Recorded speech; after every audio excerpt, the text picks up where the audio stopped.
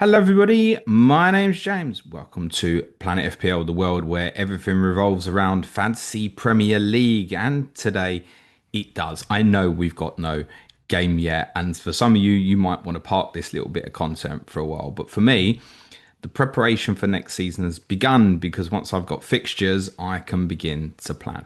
What I'm going to be having a look on today's Chip Talk podcast for you is a look at potential opportunities to wildcard in the first half of the season.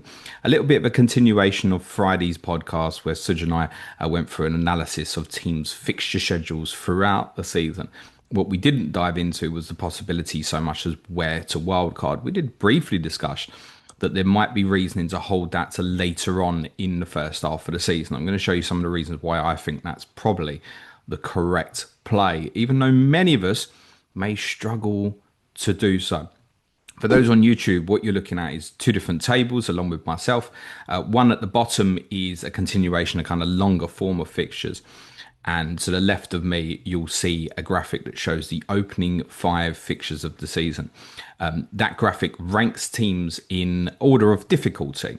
It's my own FDR. This is available on my planning spreadsheet to patrons via sheet 7, my favorite sheet, a rolling 5-week difficulty that is a continuation throughout the season, showing how difficulty levels change for teams as we go on in weeks during the course of the season. There's a number of things to bear in mind. We are sort of 7-8 weeks away from the start of the season, so there's plenty that can change, right? And as many of you will disagree with some of the rankings, right? Certain teams like Manchester United, Tottenham, probably difficult to equate their quality at the moment after disastrous seasons last year. Brentford are changing manager, the likes of Bournemouth and Wolves are potentially losing players. So some of this may well even change by the time we get towards the start of the season. But this is my own difficulty rating. I recommend for those who can and have the time to also come up with your own. So I know some of our patrons even edit what I put up and change their own difficulty ratings for certain teams. As said, what I'm going to be looking at on this podcast is a run through of certain weeks and certain opportunities. And I'm going to give them little labeled titles. And the first one we're going to look at is the first opportunity, which will obviously be from game week 2. And you'll see certain shifts in the difficulty here where, for example, a side like Bournemouth, who rank quite lowly from 1 to 5, shoot right up to the top. And that's because on the rolling 5-week difficulty, we're removing a fixture with Liverpool. Arguably, they are the favourites to win the league with the bookmakers at the moment, and adding in Leeds, one of the promoted sides. I mentioned this on Friday's podcast that someone like Evan Nilsson might not be a bad pickup from game week 1 if you intend to hold through for the next set of fixtures. And actually, if you were wildcarding in game week 7, for example, I don't think Bournemouth would be a particularly bad play at all. The reason to wildcard in game week 2 is probably twofold. One, for someone like me who's bench boosted in game week 1 and potentially looking at an opportunity to get straight off of a problem where perhaps I put too much budget into my weakest players, for example. The biggest problem with that and bench boosting game week 1 is then what you would wild card to in game week 2. So the teams who sit top of my ticker: Villa, Forest, Bournemouth, Sunderland, Brentford, Chelsea, they would be the top 6. And with Chelsea and Aston Villa both at home in game week 1, there's not too much to attack that would be particularly different. Admittedly, they both have challenging fixtures against Crystal Palace and Newcastle, respectively. But there isn't anything that grabs out to say, right, I would wildcard in game week 2. Last year, for example, we had Chelsea and Manchester City meeting on the opening day. And it was like, right, those two teams have got really good fixtures straight afterwards. So that possibility existed. That doesn't show up in quite the same way this year. For example, Arsenal have a great fixture against Leeds in game week 2 after going to Old Trafford. But their fixtures 3 to 6 mean that over this 5-week rolling difficulty period, I actually still have them bottom my ticker at this stage. So one reason to wildcard in game week 2 would be potentially to get off of a bench boost in game week 1. Something that I think may rise in popularity. My early instincts on that is if I decide to proceed, which I by no means have decided to do so, and who knows, we may not even have a bench boost this year, then I probably need a team that would carry me through for future weeks because I don't see enough viability in changing too many of my players from game week 1 to game week 2. Another reason to do it in game week 2 would be that I've completely fucked it. And that's probably a reason to wildcard in many of the early weeks is too many decisions perhaps gone wrong. You've had influences where someone you thought was a starter no longer is. There'll be plenty of people, for example, last year started with the likes of Jarrell Quansah and Christopher Nkunku and suddenly realise they've got a problem. Add on perhaps injuries and loss of form to other players, and you might think, yeah, I need to wildcard quite early.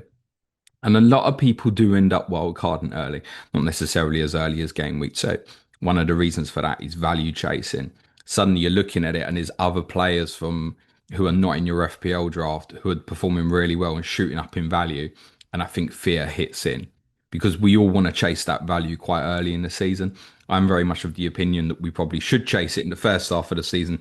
In the second half of the season, information such as rearranged fixtures becomes far more important. And also the intensity of the league steps up to a different level in the second half of the season, particularly for those clubs competing for the title, European places, and obviously still involved in European and cup competitions as well, where rotation can particularly bite. In the early stages of the season, it shouldn't too much. One benefit of bench boosting game week one over any other, I believe, is that teams really, in theory, should completely pick their strongest side in game week one. Now, that strongest side may well evolve as the season goes on. But every team other than Nottingham Forest doesn't have a fixture between game week one and two in the midweek in between. Nottingham Forest have a fixture on the Thursday, their Europa Conference League playoff first leg game. But they still have a 5 day break from Brentford on the Saturday to that first game on the Thursday. There's no real reason for a team to rotate in game week one. I've heard, for example, people mention the idea of a bench boost over Christmas. We can all guess what the problem is over Christmas, right? Rotation. Gonna buy it. In game week one, it shouldn't. That's one of the reasons I think it's really worked for me over the last couple of years. But the escape routes, not so good. Now in 2 years ago, I bench boosted in game week one and ran through several weeks, but found difficulties. For example, the first transfer I made was to buy a 4.0 goalkeeper, start moving money. That's a big mistake, really, in hindsight. Last year, I wildcarded quite quickly away from that bench boost, wildcarding in game week three. I don't see anything in the fixture switch over game week two. Like I said, the likes of Villa, Chelsea, the strongest sides from that top six on my rating. I don't see any reason enough to not want those players necessarily in game week one. Although Villa have Newcastle this show so strong at Villa Park, not lost there actually since game week two last season, and Chelsea's still a home fixture at home to Crystal Palace. People do like to wildcard in international breaks. The first one will come between game weeks 3 and 4. Yes, unfortunately, that early in the season. Now, the top six change a little bit on my ticker, with Liverpool shooting in there instead of Chelsea, who dropped quite far down the ranking. And Manchester City sit just outside that top six. But Villa are still there. Tottenham, I think, have quite a good long-term opening start, certainly across the first seven appear there. There's the fixture at the Etihad in game week two, which looks a little bit ugly, but good fixture at home to Burnley in game week one. Leeds appear quite well over this schedule, so too Wolves, and Bournemouth stay in and around the top on this ticker as well. I do know that people get to that 2 week break. And again, I think a lot of it is value seeking and what can I change to? Now, with Liverpool going to Burnley and Manchester City playing Manchester United, there is probably reason to think, yeah, this might be a good time to do it, particularly say with Liverpool having Everton at home in 5, City having Burnley at home to 6. We spoke about obviously the Salah Haaland rotation in terms of captaincy on Friday's podcast, but it does look a little bit ugly with City going to the Emirates in game 5, for example. And again, I think Villa still come up right on top of this, outstanding opening 7 or 8, depending on how you rate Tottenham at the moment. So I don't particularly like this. There's not enough of a swing again, because I would see me, if I was starting the season, I'm still going to want Villa across those sort of opening 3 fixtures of Newcastle, Brentford, Crystal Palace anyway. I still think I'd want some interest. Villa going to Everton in 4 doesn't make me think, now's the time I want to go and buy Villa. And actually the period of interest in them is shortening by the week. And it's similar with Tottenham. In fact, when the two teams, if you look at this tick up, Villa and Tottenham are the top 2 on my ratings across game weeks 4 to 8. They play each other in game week 8.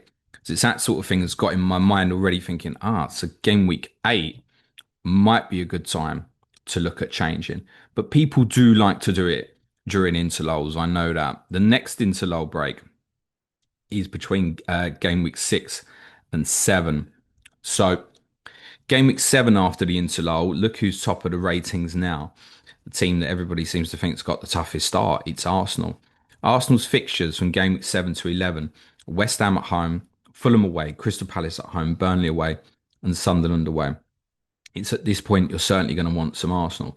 But if you compared game week 7 to 11 and game weeks 4 to 8, there's still some familiarity within the teams that rank towards the top of this ticker. Wolves, Leeds, and Tottenham still appear in there. So if you've had bits of those three teams, and Wolves, Leeds may particularly offer up some good enablers. In fact, Tottenham might even as well this season, perhaps with the likes of Destiny Udogie, maybe. West Ham now appear third on the ticker, but it's a terrible time to attack them specifically, bearing in mind they go to Arsenal in game week 7. And West Ham actually, I think, showed up pretty well across the opening six and then beyond. It's the fixture at Arsenal that makes it look a little bit ugly for them. And Newcastle's fixtures beginning to appear a little bit better at this stage. Also, Brighton coming into a better run at this stage as well. Main reason to wildcard here, truthfully, would be for Arsenal. Again, it might be value seeking. There isn't actually anything particularly in terms of growth, in terms of pricing, that's different over a 2 week break than a 1 week break. It may feel like it in the first couple of days, but then the market tends to really slow down.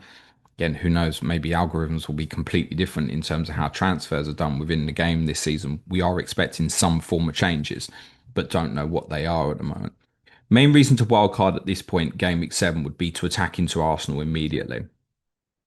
But I think there would be reason if you wanted to do that sort of thing to wait an additional week. So if you look at game week 8 specifically, I think it brings Chelsea back into the conversation. They jumped to second on my ticker. Again, West Ham, Wolves, Leeds, and Brighton all appear ranked quite highly here as well. But in this example, you haven't got Chelsea playing Liverpool.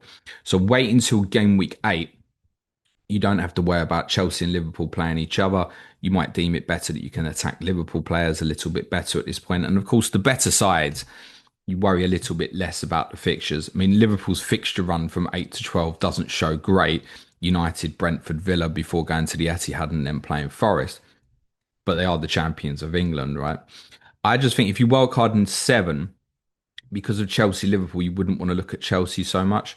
Whereas Chelsea's run from 8 to 12 is really good. Forest away might be a different proposition this year in terms of their involvement in Europe. Then Sunderland at home, a trip to Tottenham. Chelsea fans will be very quick to remind me that Chelsea normally win at White Hart Lane. Wolves at home and then Burnley away make this a really good set of fixtures. And Arsenal's additional fixture on this ticker is Tottenham at home. And Arsenal fans, be quick to tell me, they always beat Tottenham at home. And if you did want to go into West Ham for their period, which still looks good here, obviously you've got that Arsenal fixture out of the way. Perhaps if Jared Bones started well and you haven't invested with him at the start, although I do look at him as a longer term own. So I think this wild card sort of game week 8, I'd be looking at sort of the Arsenal Chelsea wild card. There would be reason potentially to jump off some other teams, including, as said, Tottenham and Aston Villa. So we highlighted across the first 7, those two teams look particularly good. You could bin all your Tottenham Villa in game week 8 and move it all to Arsenal Chelsea. It does mean missing one good Arsenal fixture, but as Such will tell you, West Ham normally win at the Emirates. That's something that probably won't continue. And remember, Tottenham normally win at the Etihad, and that's Tottenham's really bad fixture in game week 2. So I think game week 8 would be sort of the Arsenal Chelsea wild card. So to repeat, game week 2 is the I've fucked it, get off the bench boost. 4 and 7 would be first interlull, second interlull.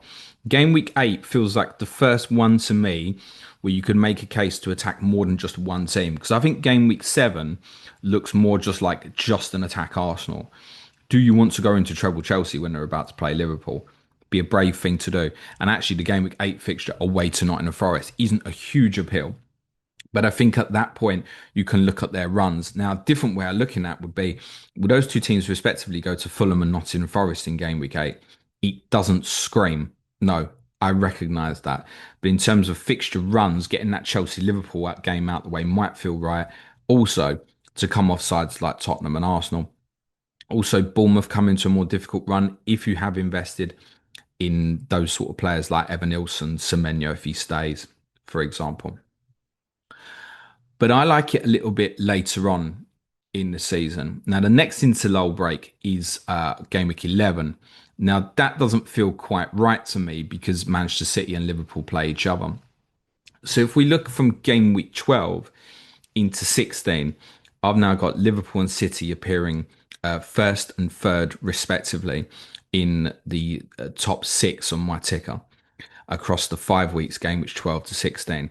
Now, if I look at these six teams, these top six teams to invest in, this feels more interesting. Liverpool, Manchester United, Manchester City, Newcastle, Bournemouth, Chelsea. So there are five teams there from the expected top eight. Bournemouth have a really nice little set of short-term fixtures there. West Ham at home, Sunderland away, Everton at home might offer some enablers. So too Fulham. Aston Villa come into a couple of good fixtures again. Leeds away, Wolves at home. Just instantaneously seeing the better teams at the top of the ticker makes this scream out more about the potential options. Now, of course, the better teams, it's more difficult in terms of perhaps your spend. So if you want to go like Salah and Haaland over this period, which as discussed, many people might want to do, you could make a case, well, I'm going to really struggle to fit in Cunha's, Fernandez, Alexander Isak's, Watkins, Cole Palmer's with that. Totally get that. But it does scream out as better if you are seeing the better teams at the top of a fixture ticker. That idea of sort of game week 7 where it feels like just doing it just for Arsenal. But if you've rolled a few transfers over that period and you want to wait till game week 12, for example, then buy a couple of Arsenal players in game week 8 in replacement for, say, Tottenham Aston Villa players, as mentioned. One thing that stands out about game week 12, though, is the teams that are third and fourth on this ticker are Newcastle and Manchester City, and they play each other at St James's Park. Reasons to attack this one would be again the rest of the top six in this ranking: Liverpool at home, Manchester United at home, Bournemouth at home against Forest, Everton, West Ham, respectively, and Chelsea go to Burnley. But it's looking at the next week, which probably makes game week 13 my favourite option at the moment. Because if we remember game week 8 to 12, we'd highlighted obviously the intrigue in Arsenal and Chelsea. Well, in game week 13, they play each other. So a little bit like with the Tottenham Villa jump off in game week 8. And I'm not suggesting, by the way, you get three players from each of those two teams, particularly the team that I support. But similarly here, you may well have a stack up of Chelsea and Arsenal players. The fact that they then play each other in game week 13 may give good reason to jump off. Now, there's caveats to that. In game week 14, Chelsea go to Leeds. In game week 14, Arsenal host Brentford. But then Arsenal do go to Aston Villa in game week 15 as well. So there's a free game spell there where Arsenal have got Chelsea away and Villa away. But I just think psychologically, if you want to jump off of Chelsea and Arsenal players, game week 13 might be the time to look at doing it.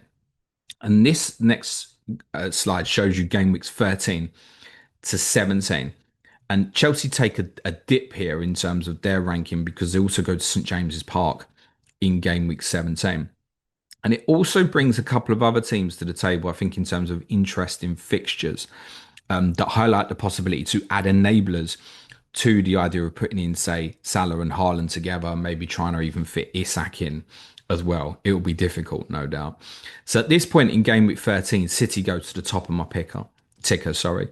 Leeds at home, Fulham away, Sunderland at home, Palace away, and West Ham at home. Newcastle also sit well. Again, you've got the Newcastle City fixture out the way, so they now become the top two on my rolling ticker. So they've got Everton, Tottenham, Burnley, Sunderland, then a home game against Chelsea. Bournemouth show up well here. That offers enabling options. Liverpool show up well here still as well. And we bring Crystal Palace to a period of interest. Palace fixtures are quite tough at the start. Their really good run does sort of start around about game week 10. And Brentford, if you can find them for rotations, they've got fixtures at home to Burnley and Leeds in 13 and 16 respectively. Nottingham Forest show up quite well over this period. So too United. Brighton not too badly either. There's plenty of interest there. And I think if you wanted to have bits of City and Newcastle, wildcarding in game week 12 doesn't sit right because they'd be playing each other. And again, because Chelsea and Arsenal play each other, it feels like the period you could jump off of those two teams. So you're almost breaking it in. I'm going Tottenham and Villa across the first 7. Clearly other teams. That's not where I'm stacking all my money. Then real interest, Chelsea, Arsenal, 8 to 12. Then maybe wild card. Game week 13. and add in whatever I'd want from City, Newcastle, Liverpool. And then, as said, there are more enabling teams at this point. I think Bournemouth, Palace, Brentford, perhaps Nottingham Forest, like some Nico Williams, might still be 4.5, where that could potentially really appeal. So I think this one, game week 13, if you said to me now, right, James, lock in what you definitively want in terms of a week to wild card, that would probably be my favourite one at the moment, game week 13. You're getting City's fixtures against Liverpool at home in 11, and then the trip to, sorry, I think that's it. Yeah, it is 11. And then the trip to Newcastle in 12. You're getting those two City games out the way. City also go to Villa Park in game week 9 as well. Another good reason to come off Villa roundabouts game week 8. So I like this one particularly. It still allows good bits of Newcastle's run is sustained for a really good period, heading right into January, by the way, and there's good fixtures for Liverpool as well. So I think game week 13 would be my favourite right now in terms of a specific week to wildcard. Now, certainly there's no way I would be locking this sort of thing in right now, but I think you can almost see along this path reasons why many people have already suggested off the fixtures that it may be better to hold that wild card later. And to highlight City and Liverpool specifically, if you look across 13, 14, 15, there are City at home to Leeds 13, Liverpool at home to Sunderland 14, City at home to Sunderland 15. Liverpool also go to Leeds in 15. That period we'd highlighted specifically game week 15 on the fixture podcast last Friday about City and Liverpool playing those two promoted teams, and Newcastle were at home to the third, Burnley. And you're looking here at attacking City, Newcastle, Liverpool in the run up to that period as well. Christmas will be popular. And there's two reasons I think Christmas will be popular. One, I think there's a psychological once we hit game week 17, essentially, is the beginning of the Christmas period. And I said there were 5 fixtures over the Christmas schedule this week. So that runs from game week 17 to game week 21. And I think there's a couple of psychologicals here. The first psychological on it is the need and want to have more reliable players over the Christmas period because we know there'll be rotation. So I think over that period, we're looking for our solid starters. We're maybe taking less of a chance on certain fullbacks, maybe going a little bit more trusty on centre backs, wingers. Maybe we're a little bit more cautious of. We want the players that we know, and I hate the word, are a little bit more nailed over this period. Now, over the Christmas period, because this is so condensed, I wouldn't sit here and be confident about any player playing 5 consecutive games, except for those kind of established defensively, first choice goalkeepers, centre back partnerships. Anything offensive, you'd have a little bit of a concern heading into this period. And what, of course, is different in this Christmas period to others is AFCON starts the same week. So, if you manage to run through and negotiate the previous period quite successfully through November and December with these good City Liverpool fixtures, to wildcard here in game week 17 and move the likes of Mo Salah, Omar Marmoush may particularly appeal. But it's worth saying City and Liverpool still have good runs over the Christmas period. Yes, City host Chelsea in game week 20, and yes, Liverpool go to Arsenal in game week 21. But it's still pretty good runs. As I said, Newcastle's got a real sustained run, so they stay right near the top of this rolling difficulty across game week 17 to 21. Manchester United still show up quite well despite having Villa and Newcastle back to back 17-18. Look at those fixtures 19 to 21, Wolves, Leeds, Burnley. That could easily be the bottom 3 if Sunderland do better than expected. Everton show up quite well over this period. Crystal Palace, as I said, it's kind of a real sustained run during the second half of the first half of the season, if you will.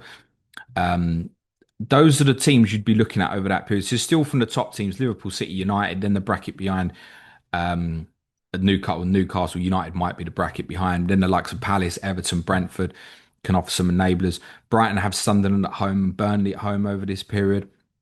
So again, if you can find the right sort of rotation, a club like that could easily appeal. They drop further down on this ticker because they've got trips to the Emirates and the Etihad over this period as well. So I think game week 17 will appeal. A few people have mentioned, as I said previously, bench boosting around about this sort of period, which I don't like purely because of too many concerns about rotation. And it's not anything that I see or would deem as a really good set to bench boost. I've almost come to the conclusion over the last couple of years that it's almost better to wildcard out of the bench boost than wildcard into it. And it's certainly what I've done most of my FPL career his wild card and set a team that focuses so much on that bench boost. I'd like to get rid of it early. I've sat down a few pieces of content over the last couple of weeks. But I think if I was to get rid of it, I'd still be targeting game week one, and I'll have to do it with cheaper players than I did last year. I'll have to look at having 4.5 defenders on the bench and just going, right, I'm going to get rid of it. And these players are going to carry me further on. The likes of Nico Williams, I mentioned if he's 4.5, perhaps Aaron Wan-Bissaka at West Ham, even like some Maxence Lacroix weighted. Chelsea's not ideal game week one, but looking at that as perhaps a longer term option that might even be quite interesting.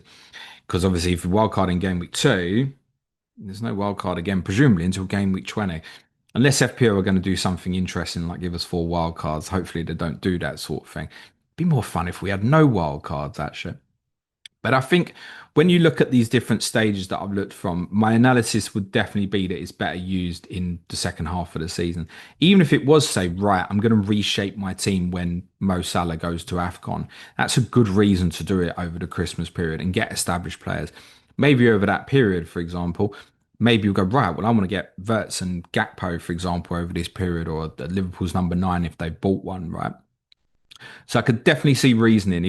If Marmoush and Salah, for example, were two kind of players that felt essential during this period, I mean, wildcarding then in 17 and completely reshaping the structure of your squad, and then adding in, for example, the likes of Brentford, who come off a period where they go to Arsenal and Tottenham in 14, 15. Admittedly, you'd miss a fixture at home to Leeds in 16, but they showed top of my ticket game at 17 to 21.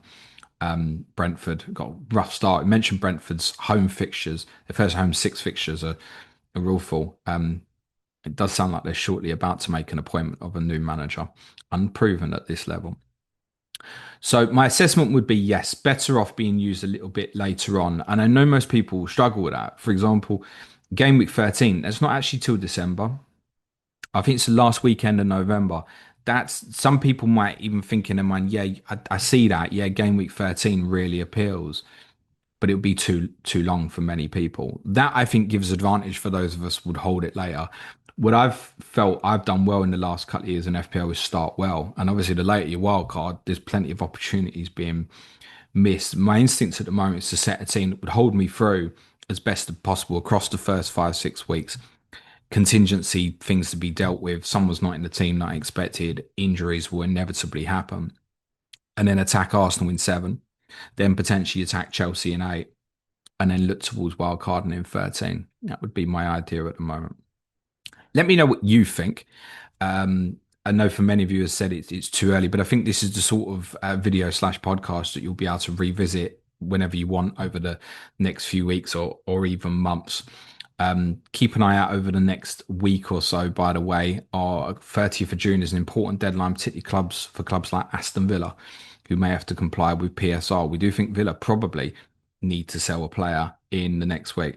I'll be talking about that a little bit more on the transfer window show on Thursday. There'll be more Club World Cup chat on Friday with some mad games last night, including a 4-4 draw involving Porto. Palmeiras got the point they needed to win their group, scoring 2 late goals against Inter Miami. We'll be discussing that and the other group games on Friday. And tomorrow's an Ask James stream, so if you've got any specific questions on an early wildcard, FPL, football-related topics, I'll be going live on YouTube at 12 p.m. UK time, as ever, with an audio to follow shortly after that. For those of you on YouTube, smash a like, drop a comment, hit the sub button. It all really helps, as does the 5-star reviews on the audio. Be nice to each other, everyone. Cue music, please, man child.